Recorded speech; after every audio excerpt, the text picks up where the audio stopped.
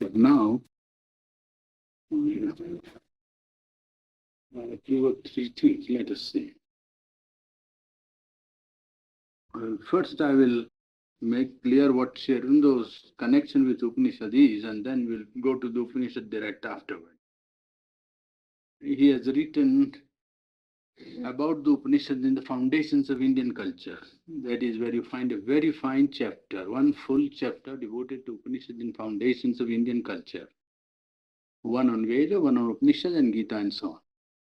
And then he has written two full-fledged commentaries on Isha and Kena, and also a literal and very fine translation of, I think, Mandukya, is it not? Yes, Mandukya. After 48, 1946, between 1946 and 48. Other translations are there also. 8 Upanishads are translated by him, but they are early translations. Only this one of Mandukya is latest, 1946 after, you see. And there is an article in Brihadaranyaka Upanishad in early writing, which was published in the Path Mandir Annual. Calcutta Path Mandir Annual has a big article on Brihadaranyaka Upanishad. That is one of the oldest Upanishads. That is his writing on the Upanishads. Now, Sri Aurobindo's approach to the Upanishad is not merely intellectual. That is the first thing you have to know. He used them and the Gita as treasures of spiritual experience. During his jail life, when he was under trial prisoner in 1908 and 9, between 8 and 9, he used this as text for practicing meditation and spiritual life, to attain spiritual life. To him, they are not repositories of intellectual philosophies to be used in metaphysical discussions, but they are inspired by intuitive expressions of seers continuing the same spiritual tradition that you find in the Veda. Veda and Upanishads are not antagonistic or different or separated from each other. It's a continuation of a tradition. He has given a detailed interpretation of the Isha and the Kena. An early translation of the 8 Upanishads also is revised, and Mandukya, later translation, is now available. In his interpretation of the Upanishad, he follows the same line that he follows in the interpretation of the Veda. That is to say, straightforward meaning of words and internal evidence of the text. That's all that he does. No commentaries or nothing else. Internal evidence and straightforward meaning of the words used by the text. This is what he says about the Upanishads. Here, means in the Upanishad, the intuitive mind and intimate psychological experience of Vedic seers passes into a supreme culmination in which the spirit, as is said in a phrase of Katha Upanishad, discloses its own very body. You see? Vivrunute tanum swam, that is the text in the Upanishad, you see?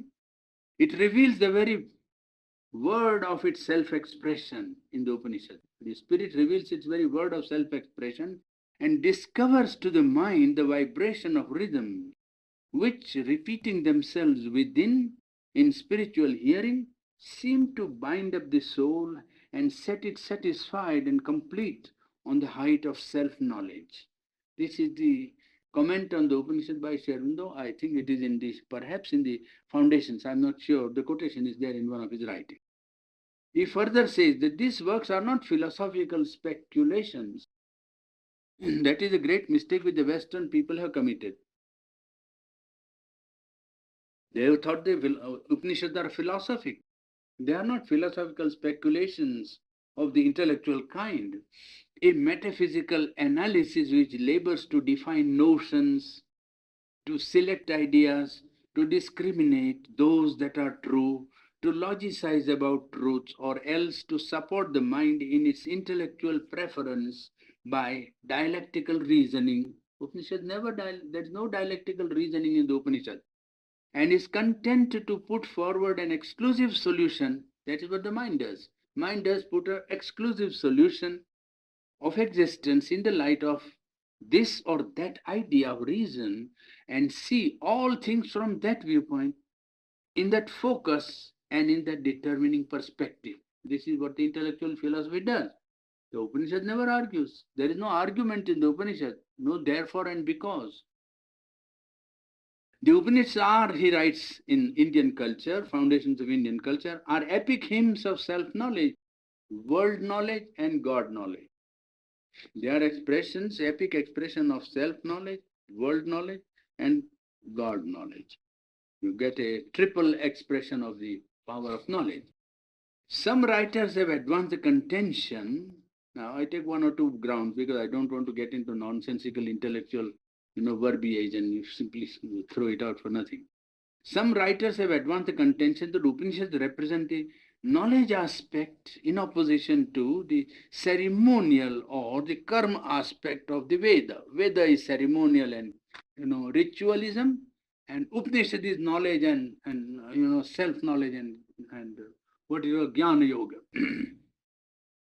The Vedas to them stand for the rituals and Upanishads for knowledge. They even assert that the Upanishads are a revolt against the Vedic ritualism. This is some of the Western people's stand. Those opinions are not supported by proper study of the original hymns of the Veda or of the Upanishads. They are opinions because they want to support some idea which they have in their mind, that if these people had rituals and these people wrote differently, then they must have revolted. There is no necessity to revolt. All lines of development in culture do not follow the Western line. You see, they forget that all development doesn't go along their expected and intellectually foreseen, ways. The core of the effort, both of the Upanishads and the Veda, both, what is the core? Is the attainment of spiritual state which can lift man out of his ignorance. There is no difference on this point between Veda and the Upanishad. Only the Upanishads speak of the experience in intuitive, inspired and revelatory speech, which is different from that of the Veda. The Vedic speech, Veda speaks in language of symbols and is written at a time when Sanskrit speech was plastic and the words retain the memory of their origins. It is at that time the hymns were written. The Upanishads being written 1000 or 1500 years afterwards, naturally the language underwent a change. And so their language is intuitive and inspired and revelatory and not symbolic. So much as the Vedic. They also have used symbols. Upanishads are not devoid of symbols, but they don't mainly depend upon the symbols for their expression. The Veda speaks the language of the symbols and is written at a time as the rishis speak out boldly about the visions they saw as concrete spiritual realities related to outer ceremonials of the sacrifice, which was their mystic symbol of man's communication with divine powers that surround him outwardly as well as inwardly. That was a symbol. Sacrifice was a symbol, round which they arranged their symbolic language of the hymns. The difference in the language of the Veda and of the Upanishad is marked, where we have in the Veda Agni, fire, Indra, another god, Aditi, a goddess of infinity, Surya, the god of illumination of knowledge. Well, in the Veda, in the later Upanishads, we have knowledge, Jnana, Satya, truth, Brahma, infinite, Prakriti, nature, Atma, soul. This is the difference in terminology. You can at once see. But still, as Aurobindo has pointed out in his foreword to the hymns to the mystic fire, there are passages wherein the two types of expression meet. The Upanishads, like the Veda, aimed at attaining secret knowledge. They had also a path of mystic, realization by practice. For instance, in the Upanishad, where a question of rebirth is put to some great seer, the seer tells him, his name is Artabhaga. You see, Yajnavalkya tells him, come in private, I will tell you about it when we are alone. He's asking about rebirth, you see, and he says, yes, this is a question. Please come along, we will sit separately together, only two, and I will explain it to you. See, the idea was that knowledge was not to be given in public even to a small assembly. It was not that there were thousands of people, but even to a few dozens, it was not talked, all was not talked to everybody. The idea was to keep certain things, a secret in the sense of only by personal, contact. There is hardly an Upanishad which does not include some Vedic hymns in its body. Every Upanishad has some Vedic hymns incorporated into its very text, very often in a very different context from the Veda, and it shows the profound reverence in which the Vedas were held by the seers of the Upanishads. For example, when Satyakam Jabal says, in imparting spiritual instruction to the young disciple, that is a story which you must know, otherwise it will pass over your head. There was a rishi, Satyakam, who was an untouchable by caste, means he didn't know his caste. And he was taught by a rishi the knowledge of the supreme infinite reality. Well, when he attained the knowledge, he became a seer. Then he had his disciples, this untouchable disciple. Well, he was taking too much discipline, expecting too much of discipline from his disciples. So one of the disciples was fasting and doing all kinds of, austerities in order to get the knowledge. And this Satyakam was not giving him the knowledge. So his wife, who observed it, told him that you better give him the knowledge in time, otherwise the fire itself will give him the instruction. You see, this is a passage from the Upanishad I am quoting. So she says, Matva Agnah Paripravochan. You see, let not the fires instruct the seeker before you do. You see, so that they had that living faith. What I am pointing out is that they did not ridicule the Vedas at all. In fact, the Upanishad people continued the tradition of the Veda. Fire is a god worshipped by the seers of the Upanishad. In Kathopanishad, Nachiketa fire is mentioned as a deity that can help the aspirant to realize the higher consciousness. The fire worship was there even in the Upanishad. Kathopanishad speaks of Nachiketa fire, a fire which is known by the name of Nachiketas. The Upanishad accepted the Vedic symbols in their psychological significances. For instance, Dhenu, which means the fostering cow, the cow that gives milk, you see, particularly Dhenu, the cow that fosters, is spoken of as Vacham Dhenu Upasita. The fostering cow, the speech must be worshipped, says the Upanishad. You see, the cow is not that but speech. Symbol of the fostering cow is the speech. It's not the cow, but the speech is the fostering cow. Tasya Chatvarastana, she has 4 udders. Speech has 4 udders. So you see, the symbolism of the way the Dhenu, the fostering cow, is taken up by the Upanishad in the same symbolic sense and utilized. This is Brihadaranyaka Upanishad. So this has clear reference to 164th Sukta of the first mandal of the Rig Veda. You see? That the sacrifice means yagna was symbolic to the seers of the Upanishad as it was to the later writers right up to the Gita times is clear from the text like Aditya eva samit. This is Brihadaranyaka, you see. It says Samvatsara eva samit. The sun is the wood to be offered into the sacrifice. You must now know something about sacrifice. Sacrifice is a altar is prepared and fire is lighted. In that fire you put samit is a piece of holy wood, particular kind of tree from which you have to cut the wood and put it in the fire. That is called samit, the holy offering of wood in the sacred fire. Now the Rishi says in the Upanishad, sun is the wood. Literal translation is, sun is the wood to be offered in this fire. And Samvatsareva Samits. Then after another verse he says that the ear is the wood to be offered. Time sense, you see. The sense of time is to be offered in the fire of aspiration, fire of divine will.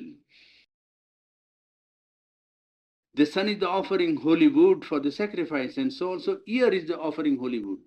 Asava adityo deva madhuhu. Another verse says in Chandogya it is, the sun, who is the son of Mother Infinity. Aditi is the infinity mother, or mother called infinity.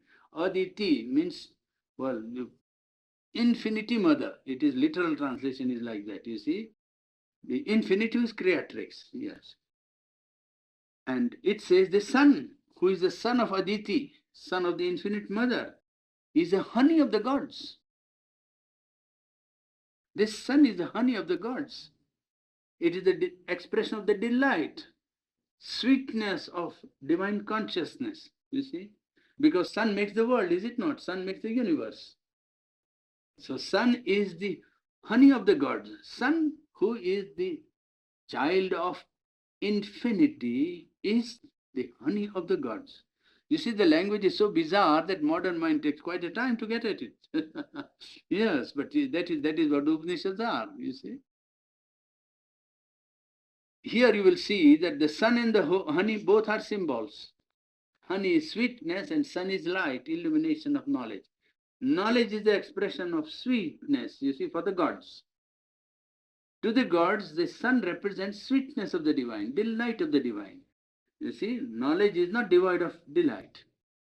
The opening verse of Brihadaranyaka Upanishad shows not only that sacrifice was symbolic, but the whole universe is symbolized as a horse sacrifice, the sacrificial horse, Ashwamedha.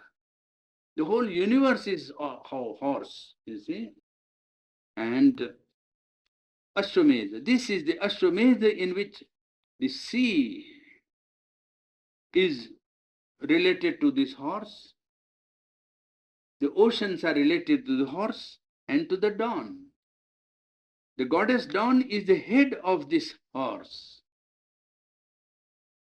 When dawn comes, it is the head of this horse, universal horse of sacrifice. Ushavai asya medyasya shiraha, that is the Brihadaranyaka beginning. Thus the symbolism of the Veda is woven in these ancient Upanishads. Long ago, I collected a list of Vedic words used in the Upanishad almost in the same sense myself. I don't think I have published it yet. You see, for instance, one or two words. Vama means delight, which means delight in the Upanishad and delight in the Veda also. That sacrifice is symbolic is hardly admits of any doubt in face of the Upanishadic text, which also say like this, Purusho vavayagyaha, that is Chandogya. It says, this Purusha, the subjective consciousness is the sacrifice. The Purusha is the sacrifice. He wouldn't be there but for the act of, the original sacrifice which took place. The Purusha is indeed the sacrifice which is followed by text dividing man's life into three parts. Then he says, how do you say that it is sacrifice? You say, no, first 24 years is devoted to Gayatri rhythm. The next 24 hours is devoted to Trishtip. The next 48 years of life are devoted to, the third rhythm. Life was divided into rhythms, Vedic rhythms, you see. And man was a sacrifice. And that sacrifice was to be done in 3 seasons, 3 rhythms. Aditya, which generally is identified with the sun by people, but it is said to be Brahman, Aditya Brahma. It is infinite. That is Chandogya. If we examine some of the passages in which the Upanishads employ the Vedic words in the same sense, we find that the symbolic sense was accepted by the Vedic seers. The name of that is that delight. This is almost like Veda in the constitutional language. As delight, one should seek and follow it. That is from the Upanishad. It is almost Vedic language, you see, because they accepted the Vedic symbol and used the same language to express their own experience of it. The Upanishad, employing its own terminology, suddenly brings in a Vedic term in the context. For instance, in the Katha Upanishad 139, it says that the man who uses mind for the reins and knowledge for the driver of the horses of his, the senses are the horses. Mind is the rein. And the man who uses mind as a rein, knowledge for the driver, he reaches the end of his road. The end of the road is the highest seat of Vishnu, the Supreme Consciousness. He reaches the highest seat of the Supreme Consciousness. This is related to Rigveda first mandal 22, 20th sukta. And this belongs to Taittiriya Upanishad.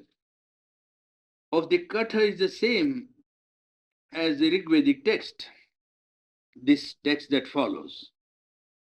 It refers to the swan. The swan is a symbol of human soul. Swan is the human soul. And the Upanishad, Katha Upanishad, employs not only swan as the symbol, but uses almost the language of Rigveda, the language which corresponds to the fourth mandal, 40th sukta and fifth hymn of the Rigveda. It is just that. It says, the translation, lo, the swan whose dwelling is in purity, the swan whose dwelling is in purity, he is Vasu in the interregions. Vasu is wealth. The sacrificer on the altar, this swan, human soul, he is the sacrificer at the altar. The swan is the guest in the vessel of the drinking. He is the guest in the vessel of the drinking. Drinking is of the wine of delight. The human body is a vessel, and the swan is a guest who is there to, well, participate or partake of the drinking from the vessel. Yes. He is guest in the vessel of the drinking. He is a man. He is a great one. And his home is in the law of the truth. This swan's home is in the law of the truth. His dwelling is in the firmament, not here. He is vast and infinite and cosmic. He is all that is born of the waters. He is all that is born of the earth, the swan. He is all that is born of the waters. He is all that is born of the earth, all that is born on the mountains. He is the truth. He is the vast. Which was that from? Kathopanishads, yes. Another text like the Vedic Upanishad in the Brihadaranyaka, it says, falsehood is embraced on both sides by truth. You have falsehood. On both sides you find that it is embraced by truth. It's not allowed to be infinite, you see. It's an intermediate stage which intervenes between subconscious and the superconscious. The subconscious is the truth, superconscious is the truth. The falsehood is in the middle. Yes. On both sides by truth, it partakes of the nature of the truth itself. A falsehood, distorts and deforms the truth, but truth is there. Even if there's no truth, it couldn't be even falsehood. Here the universal manifestation is spoken as the Ashwatha tree, the pipala tree that you find, you see, the tree on which you find the red fruits, coming up. This eternal tree, the cosmos is called the Ashwatha tree. That, like a banyan tree, it is a big tree, that. And it is a tree whose roots are above and branches are stretching below. That is a symbol again, you see. Cosmos exists because there is a transcendent, supra-cosmic divine. The world exists because the supporter of the world is above, and therefore the roots are above. It originates above and not below. The tree has its roots above and branches are stretching below. That is this brilliant, pure, that is the Brahman. That is what is called the immortal. The tendency to turn spiritual experience into symbols seems to be most inevitable because that seems to be the only way to concretize these experiences. There is no other go. The Vedic Rig 164.12 is literally repeated in Prashna Upanishad, the Upanishad of questions. There is one Upanishad, is called Upanishad of questions. What's the name of it? Prashna Upanishad. It is Prashna, Prashna. There are only questions in it, that's all. It is called Question Upanishad, Upanishad of questions. Sometimes even the original text of the Upanishad runs into Vedic language. Taittiriya Upanishad, for instance, if you take, in which Indra plainly appears as a power and godhead of divine mind. This is the text. He who is the bull of the Vedas, of universal form, Upanishad, this is not Veda, but the language is Vedic, you see. He who was born in the sacred rhythms of the immortal made that Indra satisfy me through my intelligence. O God, may I become the vessel of the immortal. Now, this is Upanishadic text, you see, but the language is almost Vedic. As a kindred passage also may be cited the Isha Upanishad, in which the sun god is invoked as a godhead of knowledge, whose supreme form of effulgence or light is oneness of the spirit, and his rays are dispersed here on the mental light, the body of the self of the sun, the truth of the spirit, and the eternal from the mind. From above the rays are spread out and they come down into the mind. And then the overmind lid of the truth consciousness is so bright that the higher form of the supramental truth is hidden by this light. So this is spoken of in the Upanishad, Isha Upanishad, in the symbol of the sun. The text says, the face of the truth is covered with golden lid, with a golden lid. O fostering sun, that uncover for the law of the truth, for sight, so that I may see, have the vision. O fosterer, O soul seer, is addressing the sun, you see. O controlling power, son of the father of creatures, marshal and mask thy rays. Marshal thy rays and mask thy rays. The luster that is thy most blessed form of all, that I see. He who is this Purusha, he am I. This golden shining being that I see, he am I. The kidship indifference of these passages with the imagery and style of the Veda is evident.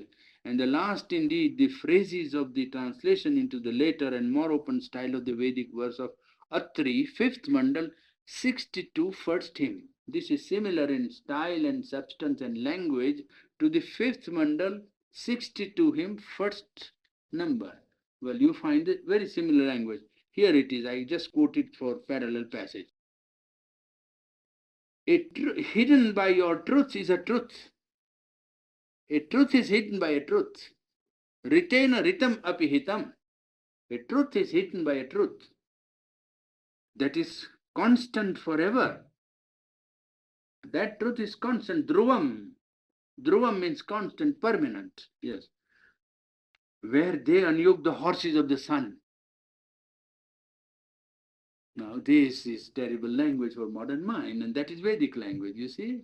They unyoke the horses. Here in the Upanishad he said, the sun's rays are spread, and he is praying to the sun to marshal and mask the rays. The Vedic Rishi says they unyoke their horses. You see, it is what you call in the army language, it is the force is, how is it called? Deployment of the force, you see. The sun's rays are deployed. Now here, horses, there the 10,000 stand together, mass. 10,000 rays of the sun there stand together. That is that one. When the rays are gathered, then you see, oh, it is that one. It is not the rays that are scattered and deployed, but it is when concentrated, you see, it is that one. I have seen the Supreme Godhead, supreme body, supremely beautiful body, I think, yes. Godhead of the beautiful body. In this text, the expression of aspiration of the human soul. Also, in another text, from non-being lead me to being. Upanishad praise, asatoma sadgamaya. This is very famous Upanishadic aspiration. Asatoma sadgamaya, tamasoma jyotirgamaya, mrityorma amritam gamaya. That is how it speaks, you see. From non-being lead me to being. From darkness lead me to light. From death lead me to immortality. Now, this text you find compared to the Vedic, first mandal, 50th, 10. There you find, you see that we, the Vedic text says we. seeing the light beyond the realm of darkness. We mount to the Godhead who is higher up beyond the darkness. And among the gods there in the higher, we found the sun, the highest form of the gods. You see? Here it says, from darkness lead me to light. The Vedic says, we saw the light beyond the realm of darkness. And we mounted in the realm of the gods and saw beyond this realm of light the highest light, the sun. And we entered into the body of the sun. That's how the Vedic text speaks, you see. The symbolic nature of the sacrifice was very well known to the Upanishad. For the Upanishad says, Aditya is the summit, we have read that. And when you say Aditya, the sun is the wood to be offered into the fire of sacrifice, in the sacrifice there is always smoke. So he says, yes, the rays of the sun are the smoke. What it wants to say is that the cosmic existence is sacrifice. Cosmic existence itself is sacrifice. And the sun is already offered there as a holy wood. And the smoke that you see is the rays of the sun coming out, is the smoke of the sacrifice. The sacrifice is on, they will say. And in that sacrificial fire in which sun is put as wood, holy wood, tasmin deva shraddham juhvati, in that the gods offer faith. You see, the fire is burning. Sun is the wood and it's burning. The smoke is the rays. And the gods come there and offer into it faith. Yeah, there we come to some main ideas of the Upanishads, some concepts. Now, I want to give you some easy part of the Upanishad first and then again more difficult parts. See, it is not that all Upanishads are difficult. Upanishads are very simple, as the Vedas are very simple. But people have lost that simplicity of understanding, and so they don't understand the language. But otherwise, the Upanishads are not a difficult language. The experience is difficult. Upanishads are very simple. For instance, they will allow all kinds of questions to be put. Only your questions must be sincere. That's all. And see, it will say, for instance, in the Upanishads, the student is there because they taught the Brahma Gyan to the youngest people. They didn't reserve it for old people who get absolutely unfit to follow spiritual life very often. You see, by their experience of life, they don't gain much, you see, and they lose the plasticity of young age. They didn't mind teaching from 8 or 9, highest knowledge. They didn't care. They didn't think that young people are unfit for spiritual knowledge. They always thought man was fit if he was ready with questions and with sincere seeking. If it came to young age quite the age to make up for spiritual life. So for the young, what did they do? They didn't give them, difficult propositions. No, they gave them very simple, very simple. And discipline was also, you see, one of the Upanishad I'll quote literally to show you how they dealt with the students. You see, this is regarded as the departing advice to a student when he has finished his studies in the Upanishadic period. 12 years he has been with his master. Now he's going home. Well, what did the teacher tell him? He says, Satyam vada, tell the truth, speak the truth. Dharmam chara, act according to righteousness. Swadhyayan ma pramaditavyam, don't be idle in pursuit of studies. Continue study and meditation. Matru devo bhava, let your mother be a god to you. Pitru devo bhava, let your father be the god to you. Acharya devo bhava, let your teacher be the god to you. Then he says, Yani asmakam sucharitani tani sevitavyani no itarani. Whatever are our good deeds, you should follow. Don't follow any other of our deeds. You see? This is literal translation I am giving you from Taittiriya Upanishad. Now this is departing advice given to student. All is not philosophy and hard thinking. Yes, it was hard thinking, but when it came to discipline, there was a discipline. And how did they give knowledge? They knew educational method very well. It was not devoid of educational method in the latest ways. You see, one of the ways I will illustrate to you. He said, first, their idea of qualification for spiritual life. A boy of 8 comes, 8 years boy comes, Satyakam is his name. And he goes to the Guru and says, I want knowledge. Knowledge of what? Brahman. I want infinite, knowledge of the infinite. He says, all right. What is your father's name? And he said, I didn't ask my mother. I'll go and ask. So he went and told that the Guru said that I must, he says that what is my father's name? So what is my father's name? Then she said, when I was young, I was meeting many persons and I don't know whose child you are. Upanishadic time, look at the way in which their ethical, you see the outlook of ethical values, you see. She said, I don't know whose son you are, so I don't know your father's name. So he said, but I want knowledge. So you go, she says, you go and tell him that you are my son. My name is Jabala, and you say, I am Jabal, son of Jabala. Why? Why should you know his father's name? You say, my son. So he went and told that my mother said that she doesn't know my father's name. But her name is Jabal. So I am Satyakam, Jabal, son of Jabala. So he said, you are quite fit. You have told the truth. And unless you are really born for higher knowledge, you wouldn't have told the truth. Come along. You see? So there is no caste system and nothing like that. No disqualification. This is a literal translation of a Vedic episode. And then he was asked, and then he said, what do you want to? You want to know? All right, take these 10 cows. Go out into the field. There was, like this rain, there was time enough in those days. And I don't know how long that will last. You see, when the population pressure increases, you won't have so many acres left. You know, that time there was enough land. So he said, take these 10 cows and come back when they are 100.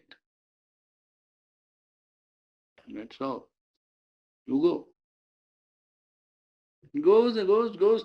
Then they become 100. He comes back. And he says, yes, what? You got some knowledge? He says, yes. What is the knowledge? He said that all the light bodies that light the earth, the sun and the stars and the moon and the fire and electricity, and oh, it is one power that is light, you know. He says, yeah, that's right. You got it right. And you see, and he went on giving his experiences when he was, walking about with the cattle. Well, there. Another time, one man come and says, I want to know the knowledge of Brahman. He said, queries are going on. Bring me a glass of water. He brought a glass of water. He said, have you got a crystal of salt? Yes. He brought salt. Say, will you please put it inside? All right. Then come tomorrow. So he came tomorrow and said, you put yesterday a crystal of salt in this water. He said, yes. Now will you take it out from it? And he says, no, it is not there. But you put it inside, did you not? Yes, I did. Well, now take the water, 1 spoon from the top. How do you find? Oh, it is saltish. Take it from the middle. It is saltish. Take it from the bottom. It is saltish. Now, my dear son, that's how the text runs in the Upanishad. Now, my dear son, as the salt is there, but you do not find it, but still it is there, and like that, the all-pervading, omnipresent reality divine is there. Only don't see it because it is melted, it is everywhere. Oh, shit. Well, that's how you have to try to understand, he says. At another time, another fellow came and he said, I want knowledge. Oh, yes. Have you got a banyan tree? A fruit of a banyan tree? You bring it here. Brought. Oh, this banyan tree. Yes. Will you cut it with a knife? Cut it with a knife. What do you see inside? Oh, I see many small, small seeds inside. All right, take out one seed. Yes, I took out. Please cut it with your knife. Cut it a sharp razor-like knife. Say, what do you see inside? I see nothing. You don't see anything. But you know that there is a whole banyan tree inside. Do you know that? Yes, I see. So just as you do not see the whole of the banyan tree and still it is inside, like that, my dear boy, sweet boy. Yes. It's a very, very sweet word they use. You see, Saumya, they will say. You see, Saumya is a term of sweet endearment. You see, Saumya is a sweet boy. So, my sweet child, you see, the divine is in you, like a seed, but it is not seen. You see, the experimental method. Another time he will say, all right. Oh, Upanishad is full of terrific things. You say, how the oneness is taking place. He said, you see, just as all the rivers, where do they go? Oh, they go to the ocean. The ocean is one. Well, like that, all activities and all beings and all life rushes into one life. That is the cosmic, omnipotent, divine life, which keeps everybody alive. Because it's that water which is coming back. He will give the instance of a spider in one instance. In one Upanishad,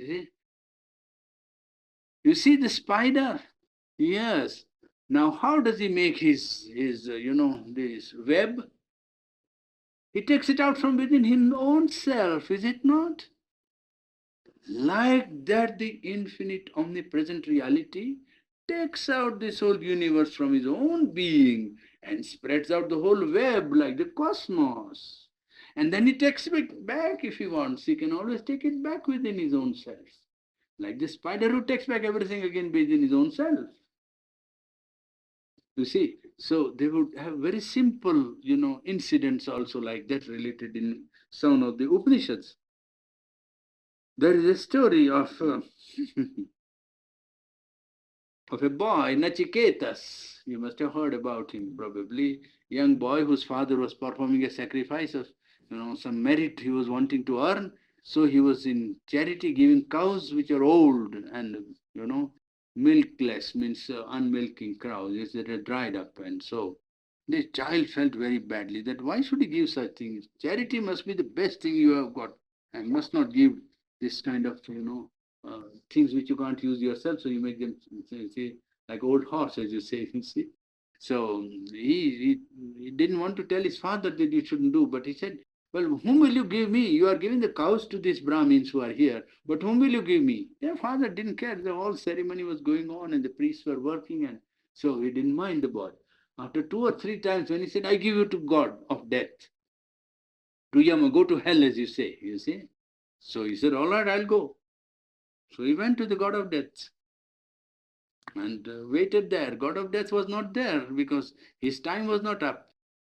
See, God of death would be there to receive him if his time was up, but his time was not up. So he went untimely and he was absent.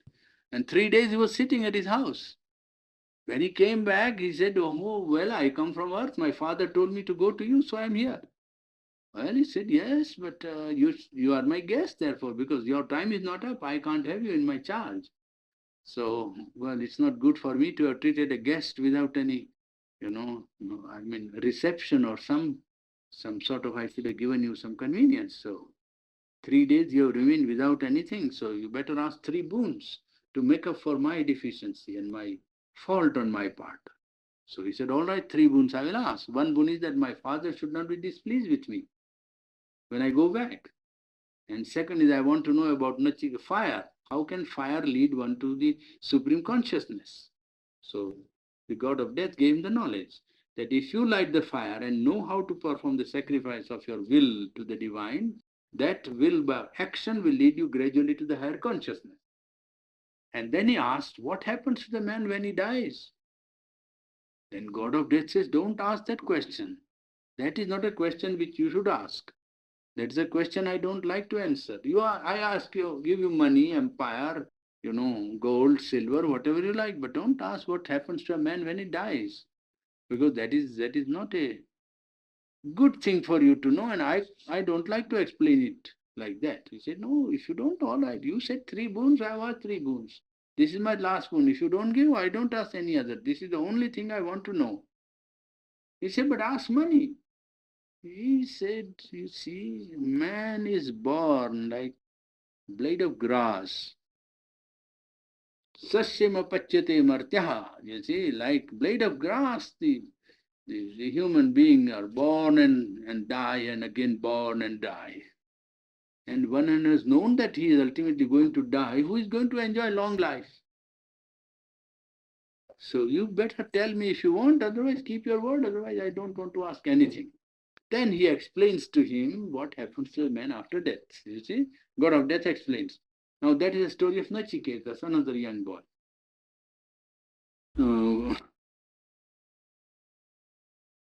Another Upanishad they would say, if you want to know the ultimate truths, how to know the ultimate truths? He said, you see, if a drum is being played, somebody is sounding a drum. Now, if you study only the sound of the drum, then you simply follow the sound and you don't get at the origin. You go to the drummer. And when you know the drummer and know, you understand the sound of the drum. After that, you are not deceived by the sounding of the drum. So if you see, it is a symbolic way of representing that if you know the infinite, who is the origin of the whole cosmos movement, well, then you know the movement, you see. If you know the being, you will know the becoming. But the way of saying was that you want to know about the drum, everything, well, you know the drummer, then you know the drum. Whatever the drum is doing, you know, because you know the drummer. And one man asked the question, you say that when a man dies, he goes somewhere. Now, is not that place overcrowded by now? He's asking. Upanishad people had a sense, Fundamental questions. He said, you see, there is so much population here and there is so much pressure. Now, how many more have died is the majority, is it not? So, is not the place overcrowded?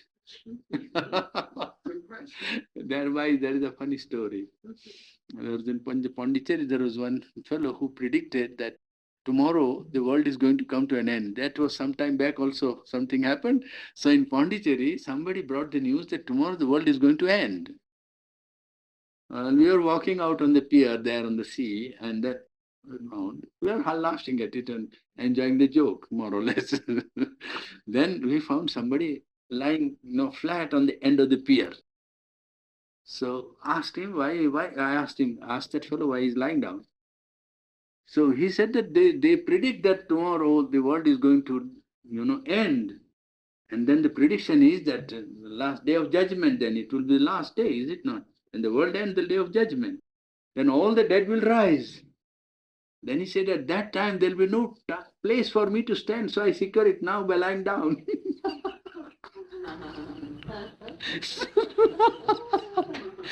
When the dead get up, there will be no place to stand. So I take my place now.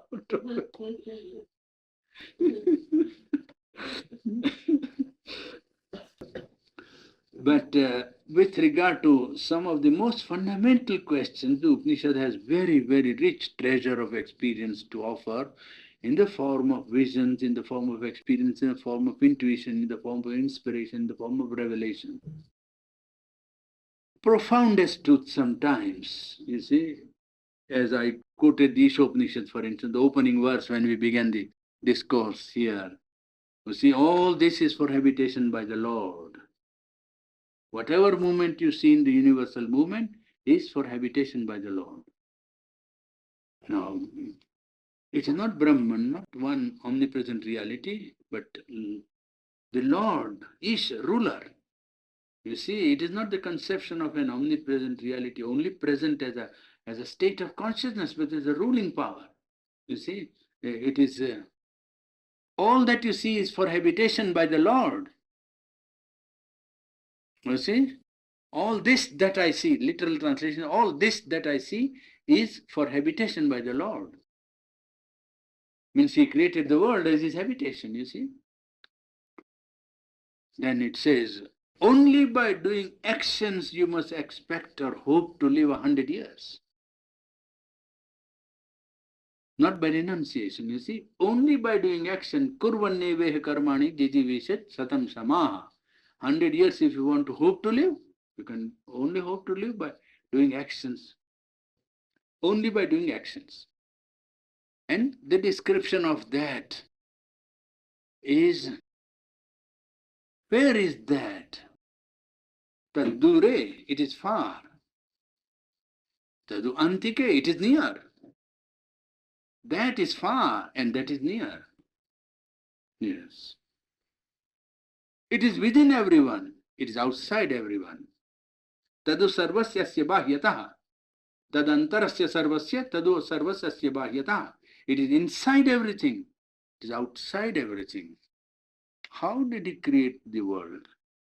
He says, Sa paryagat. He went abroad. You see? Who? Shukram, pure shining, without body, without wound, without sin, pure, unpierced by evil, he went round. Who? The divine, the poet, Kavi. Poet, as he creates a poem, he is the poet of the world, universe. You see, he created the poem. Yes. Manishi, the thinker. He goes round. He is self-existent. And in his self-existence, he goes round everything and becomes everything. And settles the function of each as to what it shall be from time sempiternal. In the supramental real idea, only he fixes the function of each thing, and course of nature it manifests, you see. That is the Upanishad. In another, when he asks the creation, he says, yes, so akamayata. Taittiriya Upanishad says, oh, the Lord desired. This desire is the name of the will of the Supreme. But he says, he desired. I am one, let me become many. You see, I am one, let me become many. Ekoham bahusyam. I am one, let me become many. That's how he created those. He says, yes. Sa tapastaptva idam sarvam asrujata. He performed tapasya, ascesis, concentration of his consciousness. And from the concentration, he projected the worlds, into creation. Worlds where creation was projected out of him. He created out of himself by projection of the tapas. And having created, tadev anupravishat, he entered into it. Having created the world, he entered into it. You see, the immanence and this transcendence both at the same time. That is the also description of the infinite, and it says, Satyam Gnanam Anantam Brahma. If you want to know what is infinite, well, you must know it is of the nature of truth. Satyam. Gnanam, it is all knowledge by identity. It is infinity. That is infinite, Brahman. At another place is Raso Vaisaha, all essential delight is He. Kuhivanyat kah pranya daresh akas anandyo nasyat. Who would live? Who would even breathe if this all-pervading delight was not there? It's a literal translation of one text. The universe is an expression of self-existent delight. And he says, who would breathe? Who would live if this all-pervading delight was not there? You see, all-pervading cosmic delight. It also says, Sarvam Khalu Idam Brahma. All this is the infinite. All this that I see is the infinite. I am Atma Brahma. This soul is the Brahman. The soul is the infinite. You see? In another Upanishad, they will ask also about that who is it that sleeps?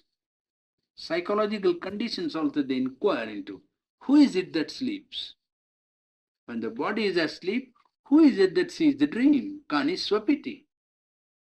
Who is it that sees the dream when the body is not conscious? And then he says, Jagaristhano Bahi Prajnaha. The waking condition is outward turned. And this sleeping condition is inward turned. And a condition of dreamless sleep is there in which the self of man is without any outward or inner movement. So a psychological study also is envisaged in the Upanishads, you see. There are in the Upanishads many passages which give you idea of evolution, for instance, you see.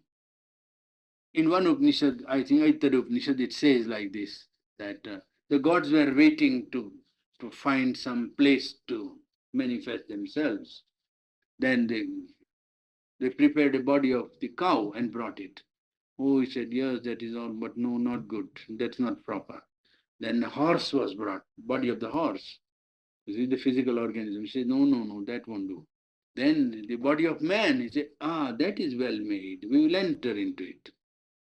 The gods consented to enter into the human body. You see, that is the evolutionary passage, that it was only when the human body was there that any divine possibility takes place. You see, the lower creation is only the rung of the ladder of evolutionary ascent. And there are many, portions of the Upanishad in which they will give conditions for attaining knowledge. Nayamatma pravachanena labhyo. You can't get this knowledge of the self by study, by exposition, by philosophical disquisition, or by reading books on religion and philosophy. It is only by practice of attaining identity with the truth that you can attain the higher consciousness. You cannot have it by learning and study. And conditions for attainment, you see, that you must know your soul to be the charioteer, and your intelligence to be the driver of your chariot, and body is your chariot, and intelligence is your charioteer, and mind is your rein. And if you can train and control the senses by your mind, that is rein, and intelligence, which is the charioteer, don't allow the horses to go astray, then this chariot of the body can take you to the right goal, where the soul will find his own kingdom. And the soul, the Atma that is sitting inside the chariot, will be led to his fulfillment. Otherwise, he will lead the soul to ruin. That's how one of the Upanishads says, you see. Well, I think there are expressions in the Upanishad in which you find a great, outburst of expression which shows that the man must have some experience when he spoke it, you see. He couldn't have held it back. That's why he speaks like that. In one text he says, Vedahametam Purusham Mahantam Aditya Varnam Tamasaparastat. I have known this golden being whose light shines from beyond the darkness. Now there you find that the text is clear that the man must have an experience, otherwise he wouldn't have spoken in the way in which the expression has come to him. Well, it's some of the text of the Upanishad which gives you roughly the depth, the simplicity, and the height of the Upanishad, I think. And we want to take another time perhaps, because we have to take up the Veda one day, if not tomorrow, someday. It deals with various stages and various small stories also of the life of the times of the Upanishad, you see. Repeat those experiences by reading the Upanishads. Well, by trying to put your mind into it and trying to practice the meditation. It's a wonderful experience with Aurobindo. American Asha Brewster, Earl Brewster, and Asha Brewster, they were living there. Earl Brewster was written the life of D.H. Lawrence. Yes. He came to the ashram and was there for some time, but he couldn't support the climate, so he went and stayed there in the Nainital. But he became so enamored of this Ishopanishad that hundreds of times he wrote a letter to me. Hundreds of times I have read this book. It's a king of a book, he used to say. King book. It is not a book, I said. It is so something much- tremendous, he said. And when Asha Brewster died, it was Ishopanishad which she said he must read it to her. Yeah. When she was dying, she said, I want to hear the Ishopanishad last. So that was their great devotion to Ishopanishad as a thing that gave them what they wanted. I mean, they were very much devoted to Sharandan mother, but out of all the writings, this was very small in volume, but very compact and very Clear. In this, She's right. She's perfectly right. Because Sherundo is here. She's right, and she's receiving his light without knowing it. That is her merit. Yes, I know. I am not talking of the air. I know. I know what I say. the gods come there to the supreme sacrifice of the holy wood burning, the Yes. sun, Hmm. and offer it unto their faith. And they offered faith as their offering into it. Yes. Even the gods Yes. for faith. Yes, they offer faith so that the universe may have faith. You see, this is universal sacrifice. You see, it is creation. You must know that the whole symbol is the creation is a sacrifice of the Supreme. In Veda, there is another verse or hymn in which, you see, Yagnena Yagnamaya Janta Devaha. I must give you the text, otherwise you will think I am attacking the air. You see, the gods created sacrifice by sacrifice. So the Supreme Purusha, the Supreme Divine, had to sacrifice himself before the world came into existence. It is called Purusha Yagna in the Veda, the sacrifice of the Purusha. It is called Purusha Yagna in the Veda. Rig Veda says of it as the sacrifice of the Purusha.